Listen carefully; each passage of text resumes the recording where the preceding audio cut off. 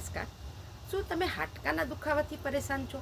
સાંધાનો દુખાવો છે, ગોઠણનો દુખાવો છે, કમરનો દુખાવો છે, હાડકાથી કટકટની અવાજ આવે છે?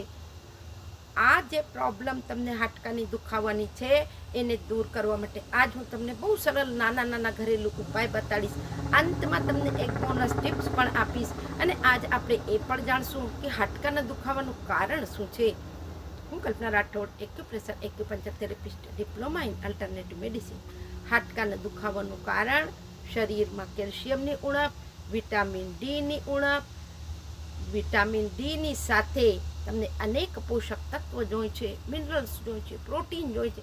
એ બધીની શરીરમાં જાણે ઉણપ થાય છે તો અમને હાડકાનો દુખાવો થઈ પડે છે, સાંધાનો દુખાવો થાય છે, કમજોરી પણ લાગે છે. અને હવે તમને કયા ઉપાય કરવા છે? આયુર્વેદ એ કહે છે યદિ તમે ખાનપાનને થોડું બદલાવી લેશો તો તમારું આ જે હાડકાનો દુખાવો છે, નબળાઈ છે, હાડકામાંથી કટકટની અવાજ આવે છે, એ બધી શિકાયત દૂર થઈ જશે.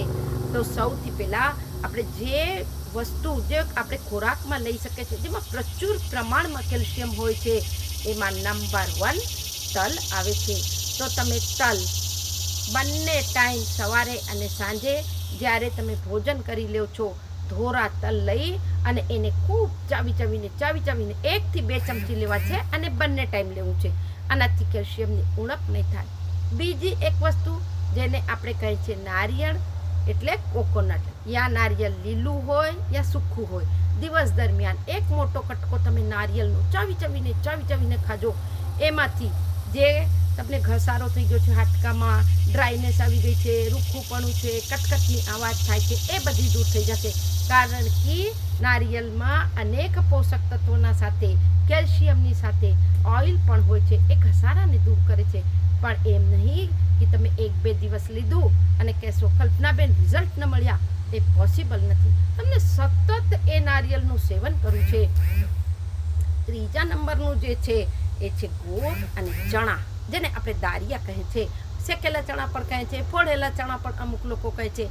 અને સૂર્યાસ્ત પહેલાં 50 ગ્રામ જેટલા ચણા લઈ એમાં તમે થોડું 2 ચમચી ગોળ નાખી, અને તમને ડાયાબિટીસ છે, તમને ગોળ બિલકુલ નથી નાખવું. ચણામાં અનેક પોષક તત્વોની સાથે ફાઈબરની સાથે પ્રોટીનનો પણ એક ખજાનો છે. અને એને તમે દરરોજ સતત 50 ગ્રામ જેટલા શેકેલા ચણા તમે ચાવીને ખાઈ લેજો. હવે એક વસ્તુ હજી છે, અંજીર જેને ફીગ કહે છે. તમે રાત્રે 2 અંજીર સરસથી એને ધોઈ અને પાણીમાં પલાળી દેજો. સવારે ઉઠી નેરણે કોઠે સૌથી પહેલાં એ પલાળેલું પાણી પી લેજો અને એની બાદ અંજીરને તમે ચાવીને ખાઈ લેજો. સિર્ફ તમે આ 4 ઉપાય પણ સતત કરી લેશો, જીવો ત્યાં સુધી તમને હાડકાનો દુખાવો નહીં થાય. અને યદિ તમને દુખાવો હશે, સાથે થાક, કમજોરી, અશક્તિ, નબળાઈ પણ હશે, એ પણ જતી રહેશે. હવે અંતની જે બોનસ ટિપ્સ છે, એ ટિપ્સ એટલી જાદુઈ રૂપથી કામ કરે છે અને ખર્ચો માત્ર તમને 5 રૂપિયાનો આવશે. એની માટે તમે જે પાન જ્યાં મળે છે, પાનવાળાની દુકાનથી એક નાનો પાઉચ લઈ આવી લેજો.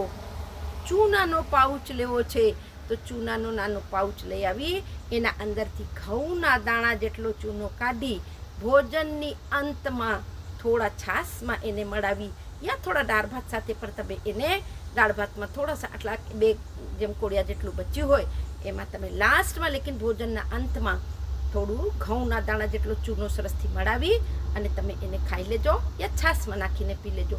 આને પણ તમને સતત કરવું છે.